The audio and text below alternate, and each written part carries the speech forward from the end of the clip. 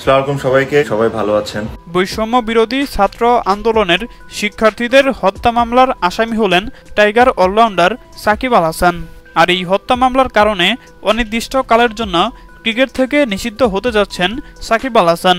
আর তাই তো এবার ফেসবুক লাইভে এসে সাকিবকে নিয়ে একই বলল তামিম ইকবাল। দর্শক, বৈষম্য বিরোধী ছাত্র আন্দোলনের সময় চুপ থাকার কারণে নানাভাবে আলোচিত এবং সমালোচিত হয়েছেন সাকিব আল হাসান। আর সরকার পতনের পর নিজের এমপির পদ হারিয়ে আরও চরমভাবে বিপাকে পড়েছেন এই বিশ্বসেরা অলরাউন্ডার।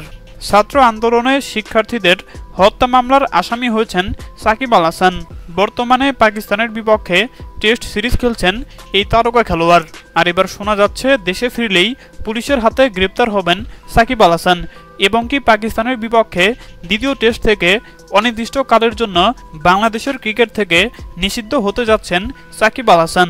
আর সাকিবের এমন অবস্থায় ফেসবুক লাইভে এসে তামিম ইকবাল বললেন, অহংকার এবং দুর্নীতি করলে মানুষ কখনোই ভালো কিছু করতে পারে না, এর শাস্তি তাকে একদিন পেতেই হয়। সাকিব যেসব কর্মকাণ্ড করেছে তার ফল তাকে ভোগ করতেই হবে।